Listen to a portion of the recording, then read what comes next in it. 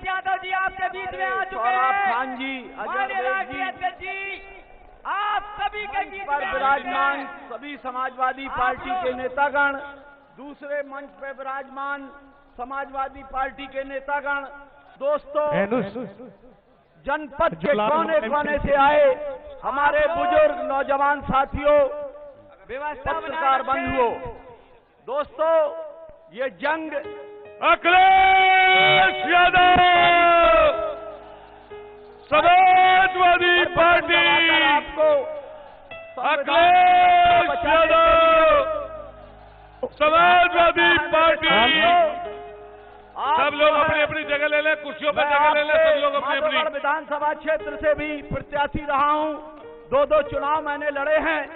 मैं उन सभी अपने साथियों से जो मेरे दर्द रहे, जिन्होंने मेरी सहायता की, मैं उनसे अनुरोध करता हूं, प्रार्थना करता हूं, आप लोग राघवेंद्र प्रताप सिंह को आप लोग पुनः जो है बैठ जाए, साइकिल का बटन दबाकर विजयी बनाएं।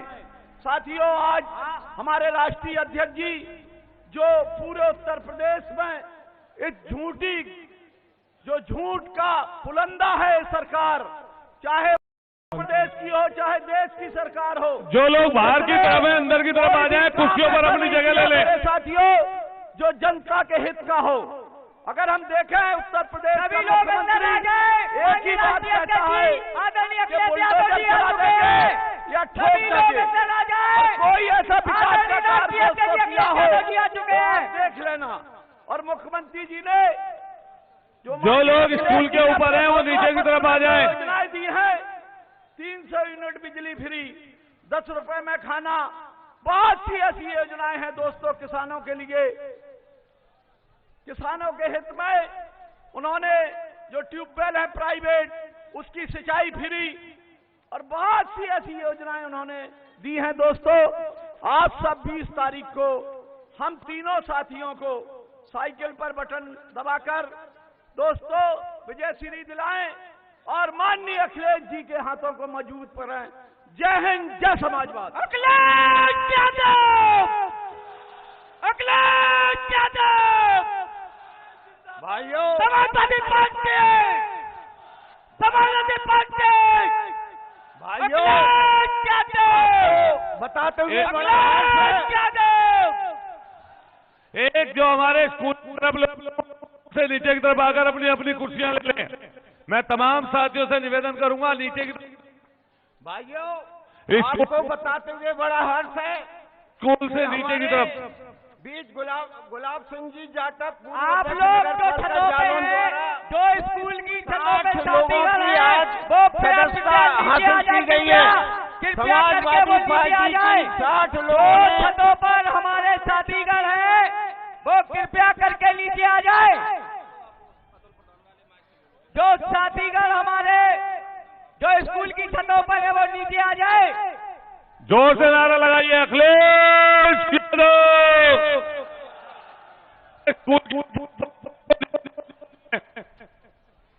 अखिलेश यादव, अखिलेश यादव, अखिलेश यादव, अखिलेश यादव। और तेज से बोलो भाई, क्या खाना खा के नहीं आए क्या आप लोग? अखिलेश यादव, अखिलेश यादव, माननीय अखिलेश यादव जिंदाबाद, माननीय अखिलेश यादव जिंदाबाद, जिंदाबाद, जिंदाबाद, अखिलेश यादव जिंदाबाद, जिंदाबाद, जिंदाबाद। आप लोग क्या खाना खा के नहीं आए? जरा तेज बोलिएगा। माननीय राष्ट्रीय अध्यक्ष, Samajwadi party, Samajwadi party, Samajwadi party, बहुत तेज बोलिएगा। अखिलेश यादव, अखिलेश यादव, एक आवाज में बोलिएगा। जिंदाबाद, जिंदाबाद, जिंदाबाद, अखिलेश यादव, अखिलेश यादव, अखिलेश यादव, माननीय अखिलेश यादव जिंदाबाद, अखिलेश यादव जिंदाबाद। सारे लोग बैठ जाओ भाई, सारे लोग शांति व्यवस्था बनाए रखे। आप लोग आराम से अपनी अपनी जगहों पर बैठ जाए। आप लोग कृपया करके बैठ जाए। शांति व्यवस्था बनाए के माननीय राष्ट्रीय अध्यक्ष जी को आप लोग सुनेंगे अभी। माननीय राष्ट्रीय अध्यक्ष जी का हमारे बीच माननीय राष्ट्रीय अध्यक्ष जी आ चुके हैं। इस माधवगढ़ क्षेत्र के युवा प्रत्याशी हमारे बीच राघवेंद्र सिंह जी आपके सामने हैं।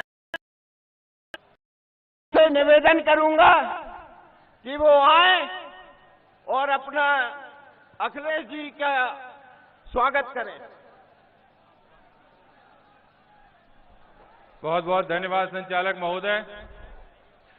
जैसा कि मैं देख रहा हूं सामने अपने युवा साथियों का जोश और उत्साह अपने सभा पर है। मैं चाहता हूं आप इतने जोर से जिंदाबाद करें कि आपके नारों की गूंज लखनऊ की विधानसभा तक पहुंचे और हम पूर्ण बहुमत की सरकार लेकर आए। Akhilesh Yadav, Akhilesh Yadav, Samajwadi party, Samajwadi party. धन्यवाद साथियों, हमें जिस पल का इंतजार था वो पल आ गया है। हमारे बीच पूरे देश के लोकप्रिय नेता, विकास पुरुष और आधुनिक उत्तर प्रदेश की नींव रखने वाले हम सबके नेता आदरणीय अखिलेश यादव जी हम सबके बीच में आ चुके हैं। समय की कमी है, उनका आदेश प्राप्त हुआ है कि कार्यक्रम को बहुत जल्दी समाप्त करना है। चुनाव का आखिरी दिन है और साथ में संकल्प लेकर जाना है कि आने वाले दिनों में मतदान में हम बढ़ चढ़कर हिस्सा लें। साथ में 350 और 400 के बीच में सीटें लेकर आएं, एक मजबूत और स्थायी सरकार दें जिससे उत्तर प्रदेश का चहुमुखी विकास हो सके, हर गरीब और कुचले की आवाज को बुलंदी से उठाया जा सके। साथ में उन्होंने युवा साथियों के लिए विशेष अपील की है कि जो जोश यहां दिखाई दे रहा है, इस जोश को मतदान स्थल तक बनाए रखना है। एक एक वोट हमें घर से निकालकर ईवीएम तक पहुंचाना है। इन्हीं विचारों और निवेदन के साथ मैं आपसे पुनः गुजारिश करूंगा, एक बार जोर से मेरे साथ आवाज मिलाएंगे। Samajwadi party, Samajwadi party. बहुत बहुत धन्यवाद। अब आप जिस बेसब्री से इंतजार कर रहे थे, हमारे माननीय राष्ट्रीय अध्यक्ष जी आ गए हैं। मैं उनका स्वागत करता हूं। बहुत बहुत धन्यवाद आपका।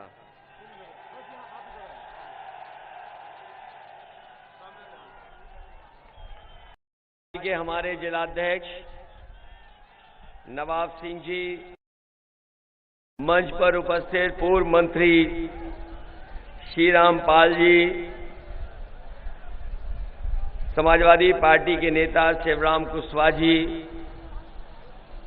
माधवगढ़ के हमारे समाजवादी पार्टी के प्रत्याशी राघवेंद्र प्रताप जी, कालपी के समाजवादी पार्टी के प्रत्याशी विनोद चतुर्वेदी जी, उरई समाजवादी पार्टी के प्रत्याशी और गठबंधन के प्रत्याशी दयाशंकर वर्मा जी, दीपराज गुजर जी, महेंद्र कठेरिया, आनंद यादव जी, अजहर बेग साहब, सौरभ खां जी, धीरेन्द्र यादव जी, अनिल वैद जी, राष्ट्रीय लोकदल के नेता शैलेंद्र यादव, नारायण दास अहिरवार, केशवेंद्र सिंह हरिओम उपाध्यक्ष और पार्टी के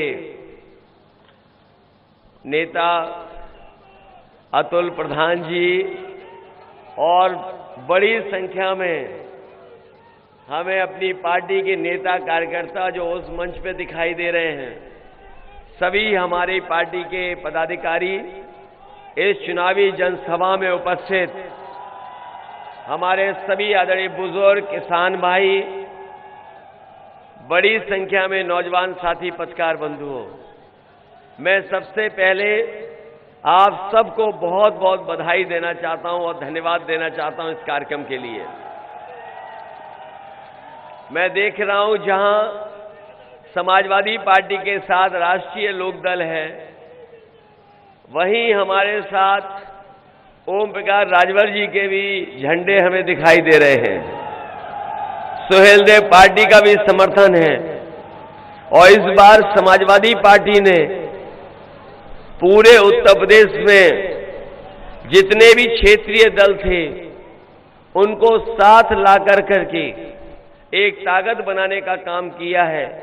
और जिस तरीके का पहले चरण में चुनाव हुआ है, मैं समझता हूं पहले चरण के लोग और पहले चरण का संदेश यहां भी पहुंच गया होगा कि पहले चरण से ही गठबंधन ने बढ़त बना ली है और दूसरे चरण का जो वोट पड़ा है उसके बाद तो गठबंधन ने अपना शतक लगा लिया है।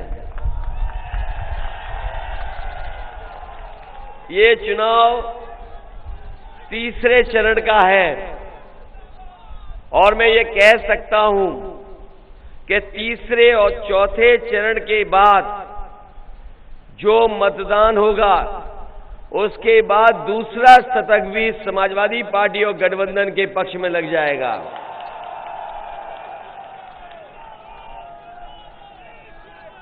और जो लोग गर्मी निकालते फिर रहे हैं, जो लोग गर्मी निकालते फिर रहे हैं, वो पहले चरण के बाद ही ठंडे पड़ गए उनके समर्थक और नेता। और अभी मैं हमीरपुर आया था, झांसी के कार्यक्रम मैंने किए थे। अभी आपके बगल में कार्यक्रम करके गया हूं मैं, हमीरपुर, महोबा और झांसी। जो समर्थन मिला है उसके बाद तो भारतीय जनता पार्टी के नेता कार्यकर्ता सुन्न पड़ चुके हैं। और मैं कह के जा रहा हूं, ये तीसरे चरण में भारतीय जनता पार्टी के शून्य होने जा रही है। शून्य, इसको कोई वोट मिलने वाला नहीं है। हमारे बुंदेलखंड के लोगों, इससे ज्यादा समर्थन मैं समझता हूं किसी दल को नहीं मिला होगा। यहां की जनता ने भारतीय जनता पार्टी को 14, 17, 19 है। और अगर आज हम देखें बुंदेलखंड में कुछ हिस्से में चुनाव तीसरे चरण, चौथे चरण में नहीं हुआ, शायद किसी दल ने नहीं किया होगा जितना बड़ा धोखा भारतीय जनता पार्टी ने किया है। मैं इनके नेताओं के भाषण सुन रहा हूं, मैं इनके नेताओं के भाषण सुन रहा हूं। बगल में ही बाबा मुख्यमंत्री जी आए थे, उनका मैंने सुना। उन्होंने कहा कि उन्होंने न जाने क्या क्या बुंदेलखंड को दे दिया है। बताओ बुंदेलखंड के भाइयों बहनों, नौजवान साथियों, क्या मिल गया आपको? क्या आपकी आय दोगुनी हो गई? आप इनका घोषणा पत्र उठा करके देखिए। हमारे पत्रकार साथी जानते होंगे, ये वही लोग हैं जो कह रहे थे कि किसानों की 2022 तक आय दोगुनी हो जाएगी। बताएं हमारे किसान भाई, आय किसी की दोगुनी हो गई हो?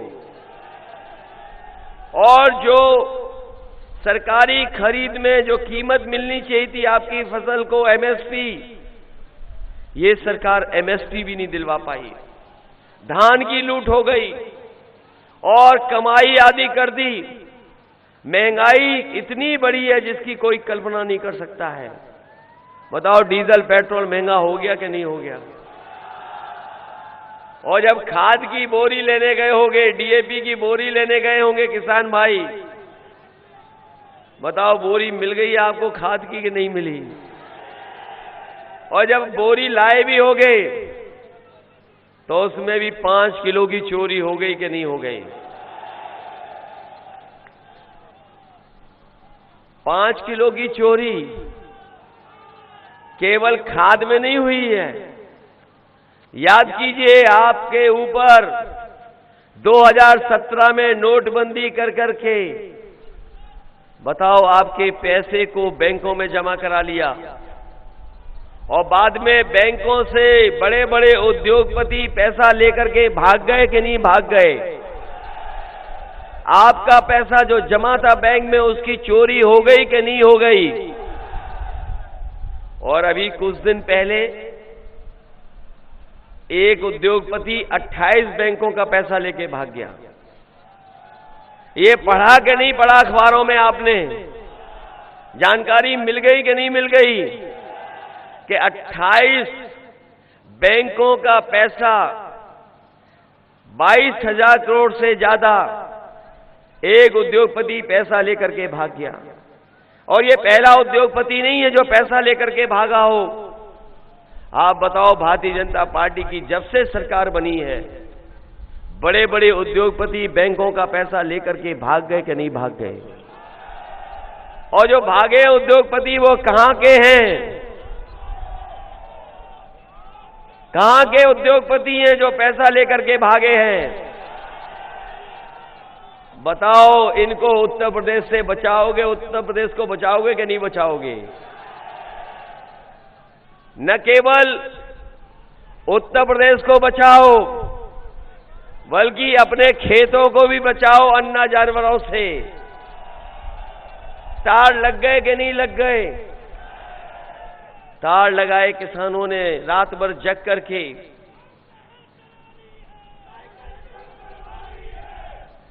तार लगाने पड़े, किसानों को रखवाली करनी पड़ रही है। और हमारे बाबा मुख्यमंत्री का सबसे प्रिय जो जानवर है,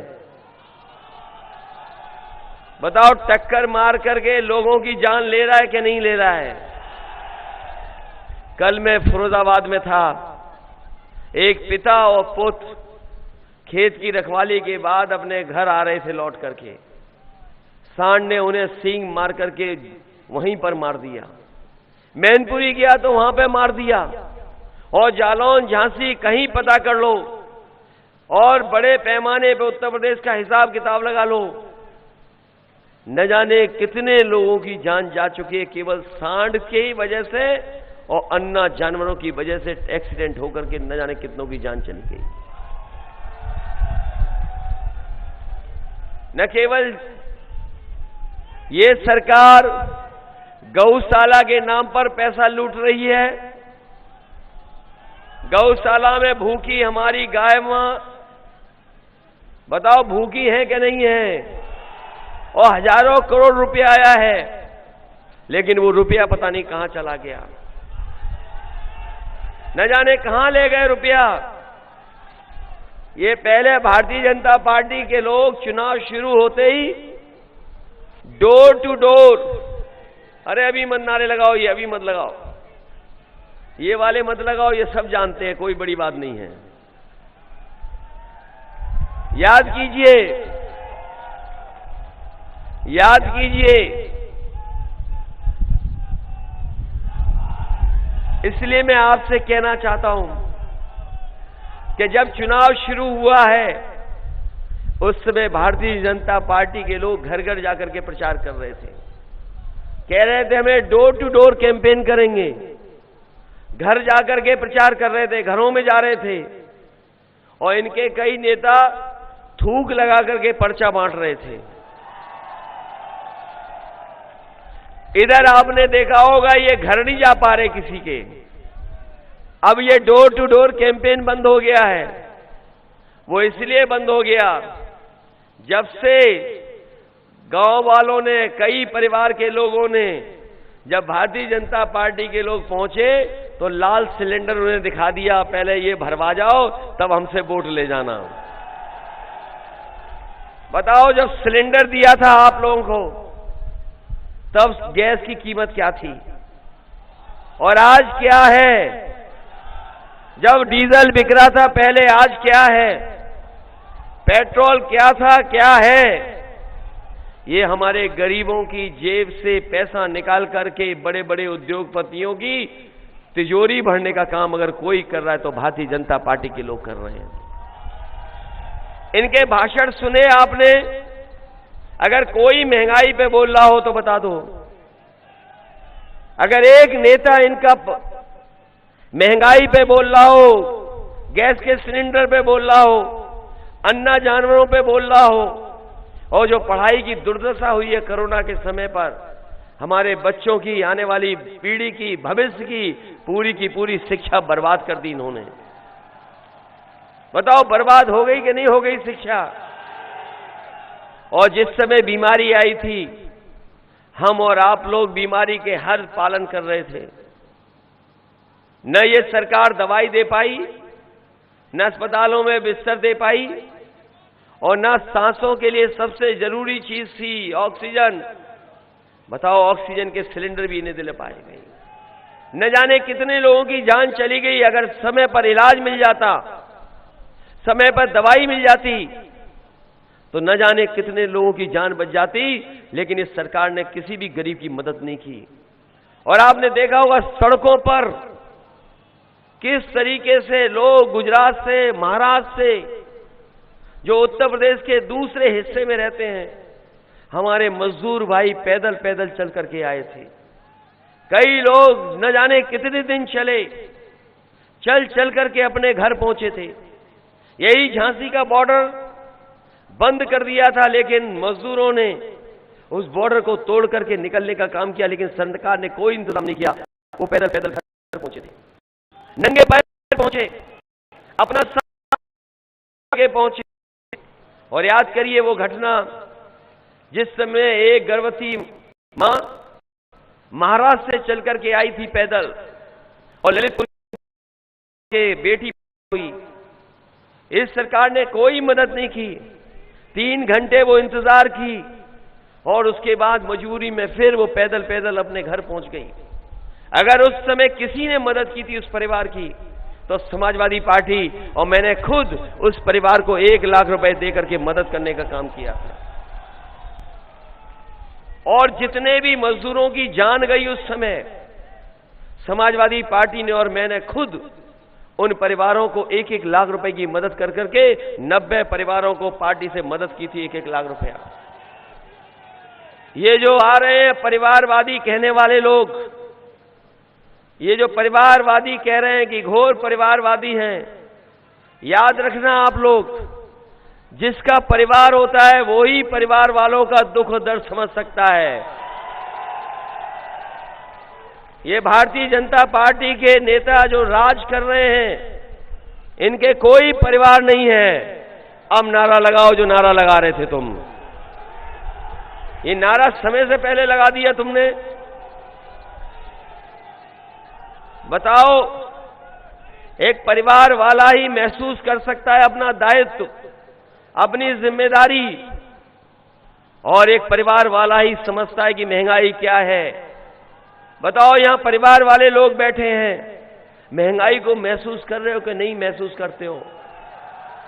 ये परिवार वाले नौजवान हैं यहां। बताओ नौजवानों, बेरोजगारी की मार को महसूस कर रहे हो कि नहीं कर रहे हो? बाबा जी कह रहे हैं, बाबा जी कह रहे हैं हमने तो 70 लाख से ज्यादा नौकरी दे दी है और 2 करोड़ लोगों को रोजगार दे दिया। बताओ माधवगढ़ के लोगों, किस नौजवान को नौकरी और रोजगार मिल गया आप में से? बताओ यहां पर किसको रोजगार मिल गया?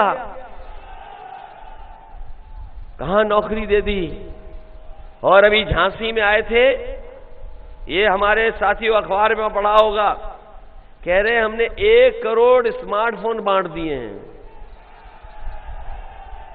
1 करोड़ स्मार्टफोन दे दिए। बताओ, हमारे बाबा मुख्यमंत्री पता नहीं किस धुएं के उसमें थे कि बोले कि 1 करोड़ दे दिया हम लोगों ने स्मार्टफोन।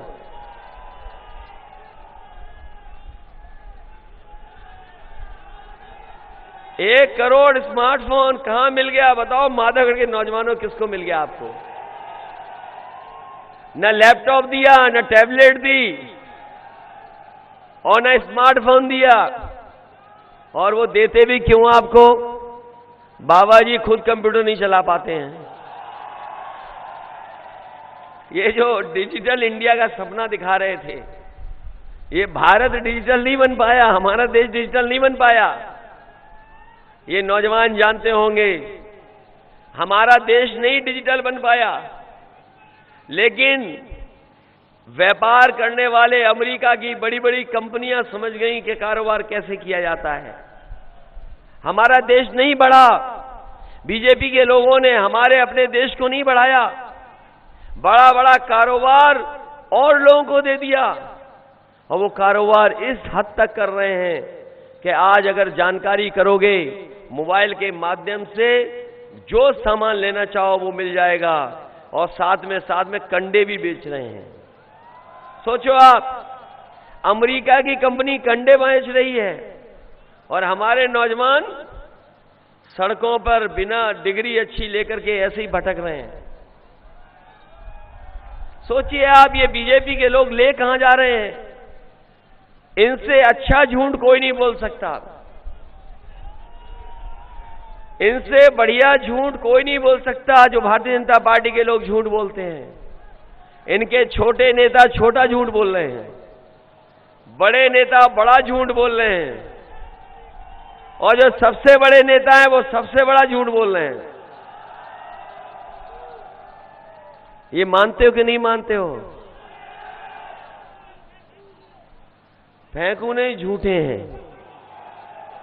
इनके बड़े नेता कैसा कैसा झूठ बोल रहे हैं, सोचो। और याद कीजिए किसान भाइयों, मैं संकल्प लेना शुरू किया था, अन्न संकल्प ले रहा था मैंने अन्न संकल्प लिया, और मैंने बहुत सारे लोगों को अन्न संकल्प भी दिलवाया।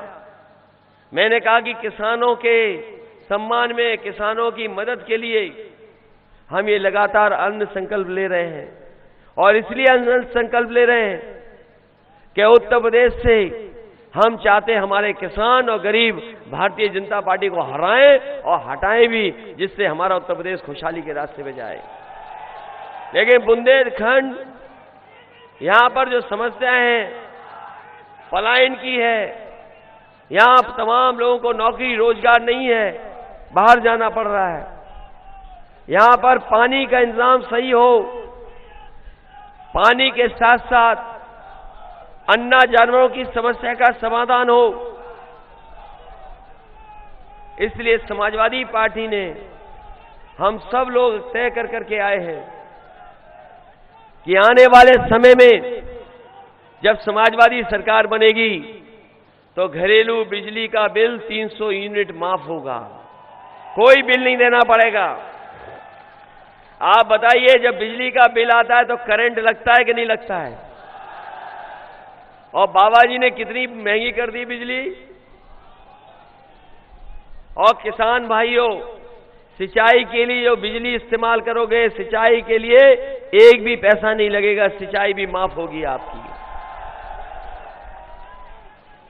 हमारे किसानों के लिए कोई लोन लेगा तो इंटरेस्ट फ्री लोन होगा, उनमें कोई भी इंटरेस्ट नहीं लगेगा किसानों को, अगर वो किसान लोन लेते हैं। अभी तक समाजवादी पार्टी ने 500 रुपया महिलाओं को दिया था, पेंशन दिया था, और पेंशन 500 रुपए दे रहे थे। लेकिन आने वाले समय में समाजवादी पार्टी ने तय किया है, महंगाई बढ़ी है, इसलिए 500 रुपए पेंशन नहीं, 3 गुना कर करके 1500 रुपया और साल का 18,000 रुपया पेंशन देने का काम समाजवादी सरकार में होगा। मैं अपनी बहनों को कह के जा रहा हूं, आगे पढ़िए, पढ़ाई करिए, और कन्या विद्याधन भी उन्हें 36,000 रुपए देने का काम समाजवादी सरकार में होगा। हमारे जो गरीब किसान हैं, जो हमारे किसान हैं जिन्हें खाद नहीं मिल पाई, इसलिए समाजवादी पार्टी ने तय किया है कि 2 बोरी डीएपी और 5 बोरी यूरिया उनको देने का काम समाजवादी सरकार में फ्री होगा, कोई पैसा नहीं लगेगा।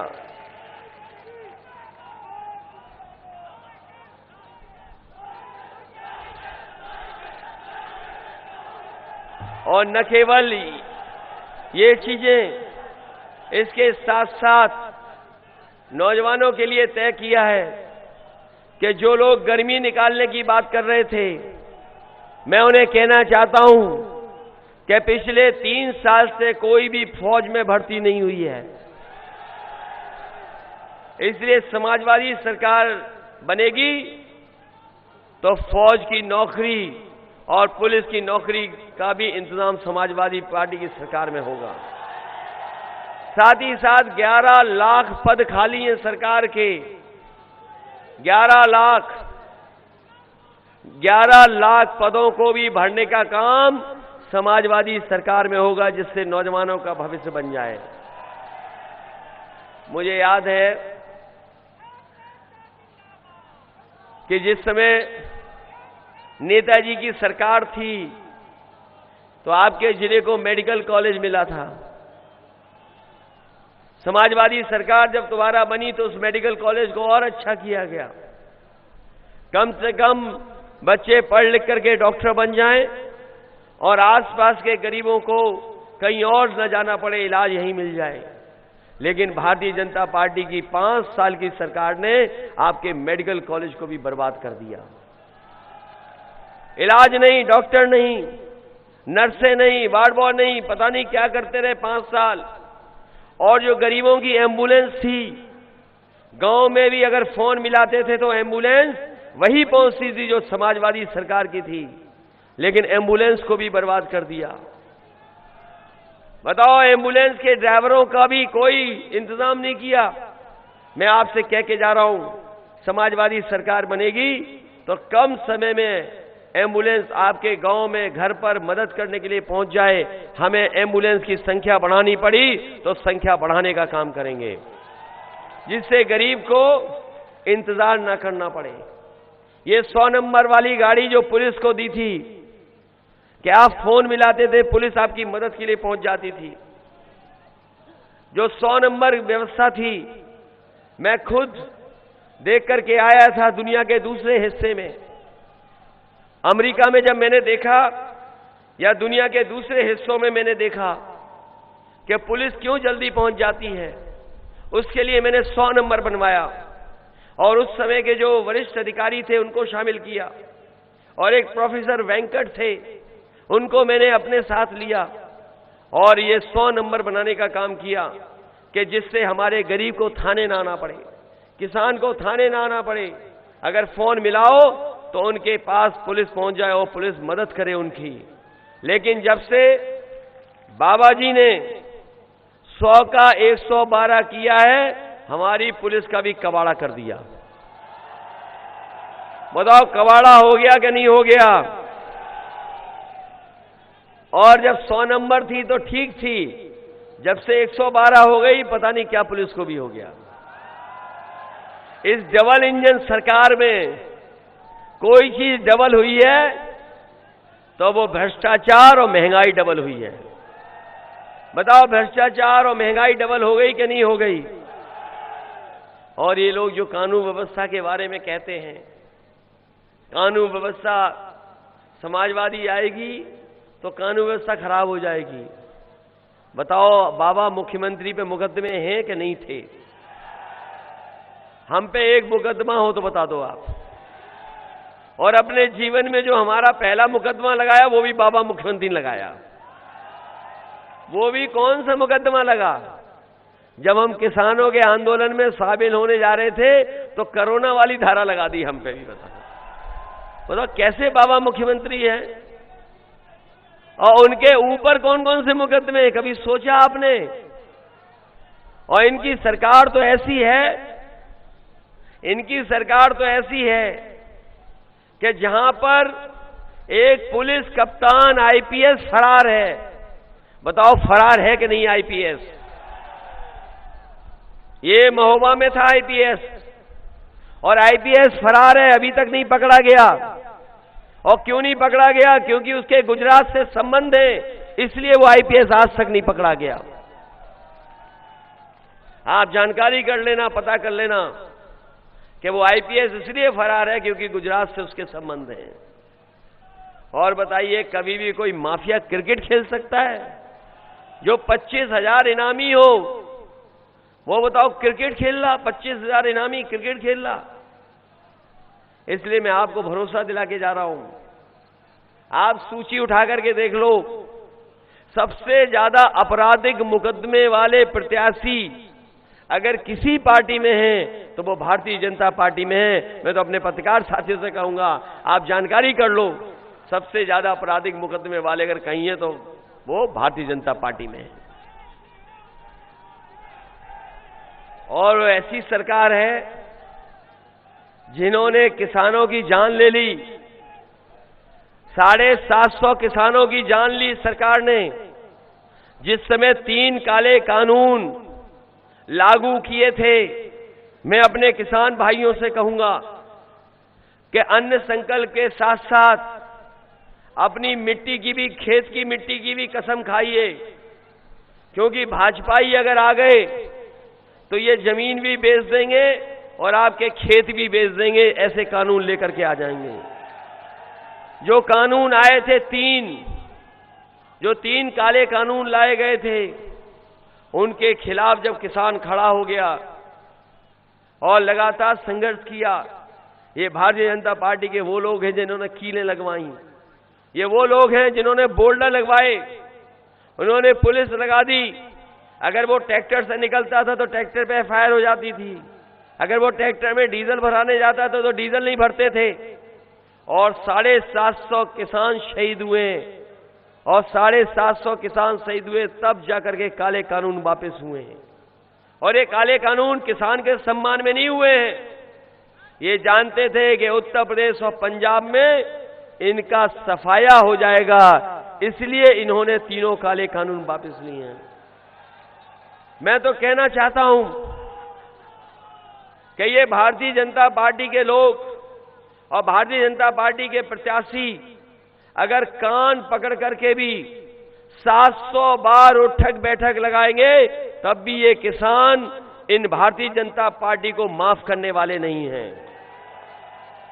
बताओ किसान भाइयों, माफ कर दोगे? मुझे खुशी है उस बात की। मैं बधाई देता हूं पंजाब के किसानों को कि वो किसान उनकी सभा में नहीं आए, खाली कुर्सियां पड़ी रहीं, कोई पहुंचा नहीं किसान। बताओ किसानों को, किसान जो शहीद हुए 750, ये सरकार को कभी माफ कर सकते हैं? इस बार किसान ने तय किया है, जैसा पहले चरण और दूसरे चरण में हुआ है, किसान ने माफ नहीं किया है, पूरा का पूरा साफ कर दिया इस बार इनको।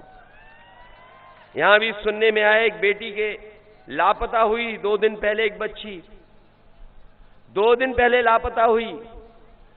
बताओ, बाबा मुख्यमंत्री झांसी में सो रहे थे, ये झांसी में सो रहे थे यहीं पर, और लापता हो गई, और आज सुनने में आया कि उसकी लाश मिली है। कौन जिम्मेदार है? अगर कोई जिम्मेदार है उसके लिए तो बाबा मुख्यमंत्री जिम्मेदार है। और ये मैं नहीं कहता आंकड़े उठा लो, हम तो कहेंगे पत्रकार साथियों, आप भी ईमानदार बन जाओ, कभी कभी आंकड़े दिखाया करो कि सबसे ज्यादा असुरक्षित देश में महिलाएं कहीं हैं तो वो उत्तर प्रदेश में हैं। सबसे ज्यादा असुरक्षित महिलाएं अगर कहीं हैं तो उत्तर प्रदेश में हैं। सबसे ज्यादा घटनाएं महिलाएं और बेटियों बहनों के ऊपर कहीं हो रही तो उत्तर प्रदेश में हो रही हैं। देश में जो शिकायतें हो रही हैं उसमें 50% शिकायतें महिलाओं की केवल उत्तर प्रदेश से है। ये बताएं आखिरकार कौन जिम्मेदार है इसके लिए? ये भारतीय जनता पार्टी की सरकार जिम्मेदार है। इनकी शक्लें देखी, भाषा बदल गई।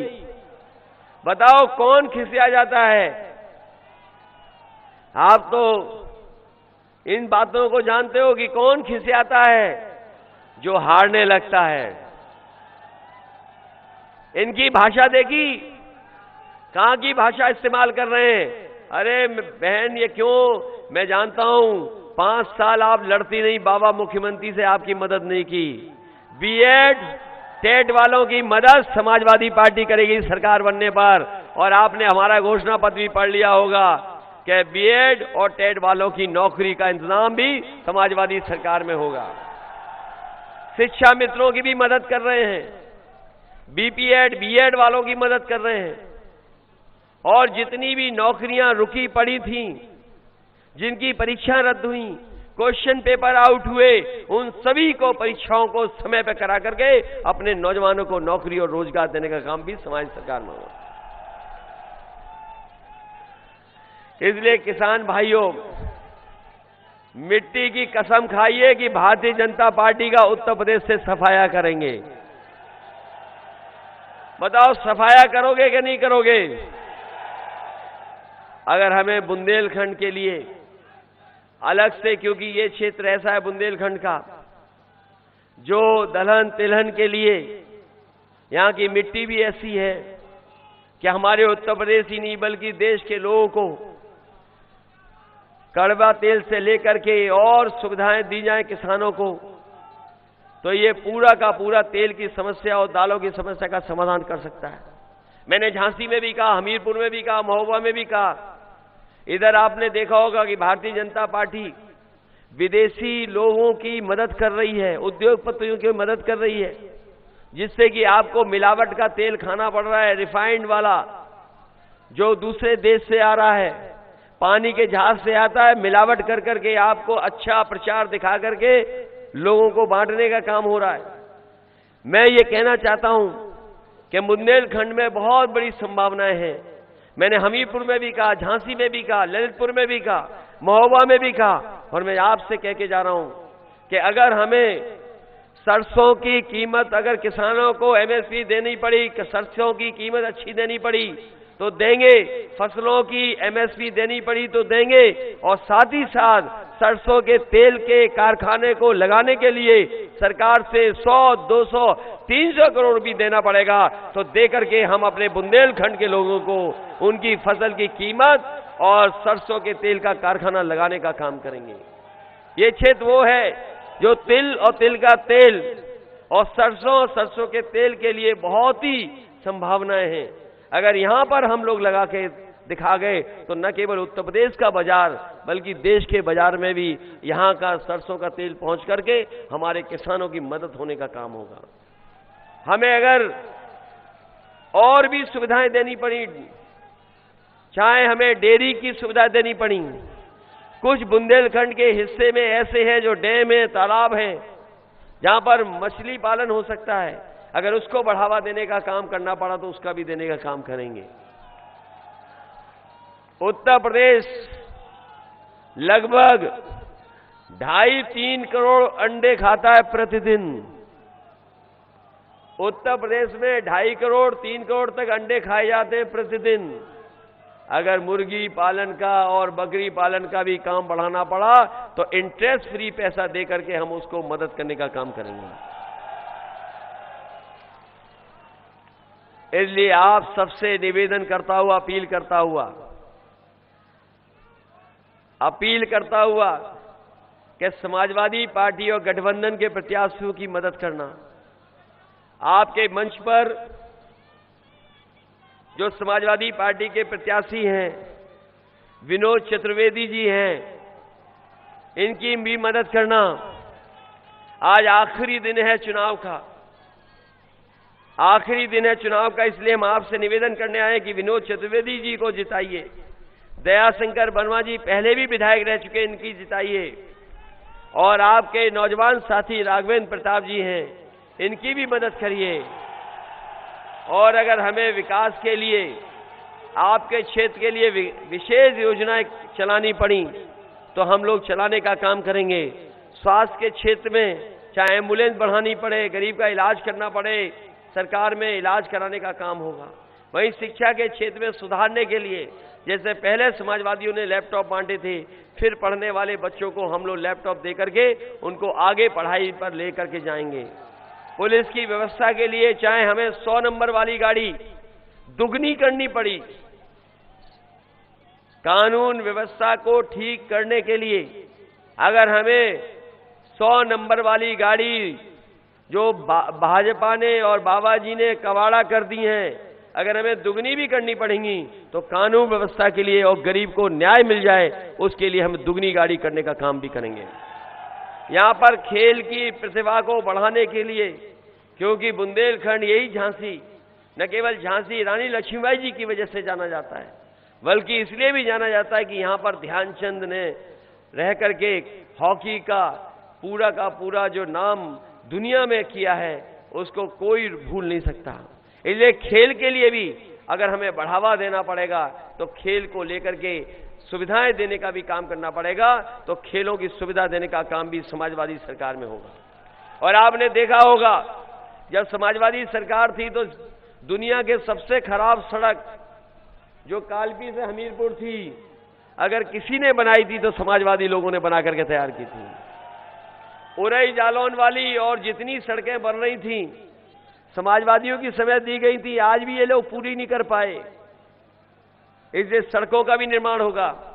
और बड़ा बिजली का प्लांट लग रहा था जो हम लोगों ने लगाया था, सूरज से सोलर बिजली का प्लांट जालौन में भी इसी जिले में सबसे ज्यादा लगा था। अगर भविष्य में भी हमें अपने गरीबों के लिए जहां 300 यूनिट माफ की है, अगर कुछ गांव में पूरे के पूरे गांव चाहेंगे सोलर से बिजली के लिए तो वो भी बनाने का काम करेंगे, जिससे उन्हें बिजली मिल जाए, चाहे अपनी चक्की चला लें, चाहे पानी का इंतजाम कर लें या घर की बिजली ले लें, एक भी बिल नहीं आएगा। जैसा हमने कन्नौज और बहुत सारी जगह किया था। जब देश के जो राष्ट्रपति रहे थे कलाम साहब, उन्होंने आकर के उद्घाटन किया था। अगर कुछ गांव में इस तरह की संभावनाएं होंगी तो वो भी करने का काम समाजवादी लोग करेंगे। वहीं हम आपको भरोसा दिला के जा रहे हैं, जहां किसान के सम्मान में हम लोग किसान के सम्मान में भी कोई न कोई स्मारक बनाएंगे, वहीं शहीद स्मारक भी बनवाने का काम भी समाजवादी सरकार में होगा, जिससे आने वाली पीढ़ी प्रेरणा ले सके कि किसान और हमारा जवान जो सेवा कर रहा है सीमा पर, उसके लिए माधवगढ़ में शुगर मिल, जहां पर अगर संभावनाएं होंगी शुगर मिल की तो हम मदद करेंगे। लेकिन मैं जैसा कह के जा रहा हूं आपसे, यहां सबसे ज्यादा संभावनाएं अगर किसी की हैं तो यहाँ दलहन तिलहन की है। और अगर सरकार का कारखाना लग जाए या सरकार की तरफ से ऐसी सुविधा मिल जाए कि कोई कारखाना लगा दे, तो शायद उत्तर प्रदेश ही नहीं बल्कि देश में दलहन और तिलहन के लिए ये बुंदेलखंड जाना जाएगा। उसके लिए हमें कोई भी पैसा खर्च करना पड़ेगा, हम खर्च कर करके बुंदेलखंड के किसानों को आगे बढ़ाने का काम करेंगे। और अगर हमें सुविधाएं देनी पड़ेंगी उनकी फसल के लिए, कभी कोई और भी फसल होगी मटर से लेकर के, और जो किसानों को सुविधा देनी पड़ेगी उस सुविधा देने का काम भी समाजवादी सरकार में होगा। तो बताइए आप लोग मदद करोगे कि नहीं करोगे? माधवगढ़ वाले अभी तो जीत के दिखाओ, साइकिल चलाओगे इस बार के नहीं चलाओगे? आपने सब देख लिया, बीजेपी को देख लिया कि नहीं देख लिया? बसपा की तो सरकार बनने वाली नहीं है। कहीं बसपा की सरकार बनने वाली है बताओ? और भाजपा को देख लिया, और सरकार किसकी बनने जा रही है? आप जानकारी कर लो, पहले दूसरे चरण में ही शतक मार दिया है समाजवादी और आरएलडी ने। तीसरे चौथे के बाद पीछे नहीं मुड़ना है हम लोगों को। तीसरे जब तक 7वें चरण पर चुनाव जाएगा, आप पता कर लेना भारतीय जनता पार्टी के बूथों पर भूत नाचेंगे, भूत नाचेंगे। इसलिए इन झूठों से बचाओ हमें। बताओ बचाओगे कि नहीं बचाओगे?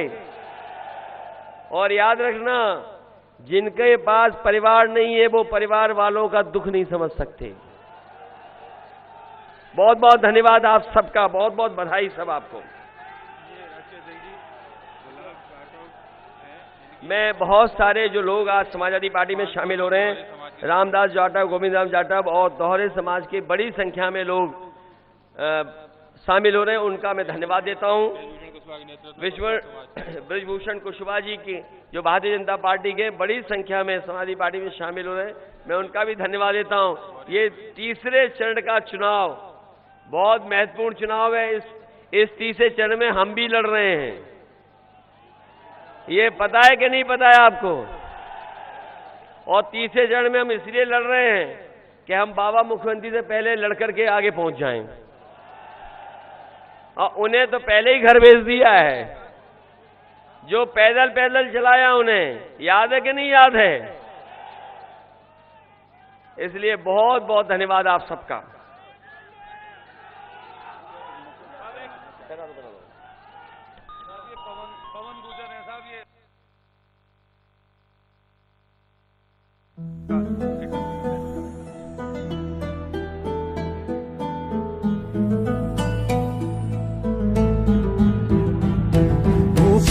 है बस कर्मों का, सम्मान करे सब धर्मों का। वो साथी है मजबूरों का, वो साहस है मजबूरों का।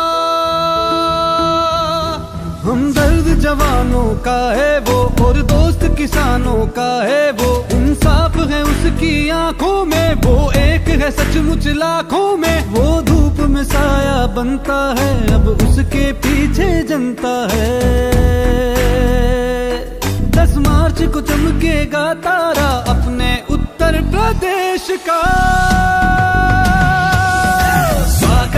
स्वागत है 10 मार्च को अखिलेश का। स्वागत है 10 मार्च को अखिलेश का। स्वागत है 10 मार्च को अखिलेश का। स्वागत है 10 मार्च को अखिलेश का।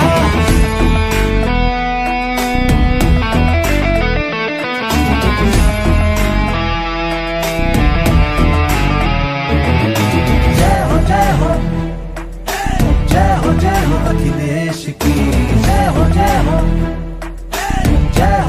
अखिलेश की। अब उसका उजाला बिखरेगा, उसे रोक लगाना मुश्किल है। आंधी से कोई जा कर कह दे, सूरज को बुझाना मुश्किल है। 10 मार्च को चमकेगा तारा अपने उत्तर प्रदेश का।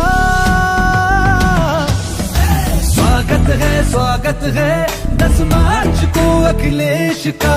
स्वागत है 10 मार्च को अखिलेश का।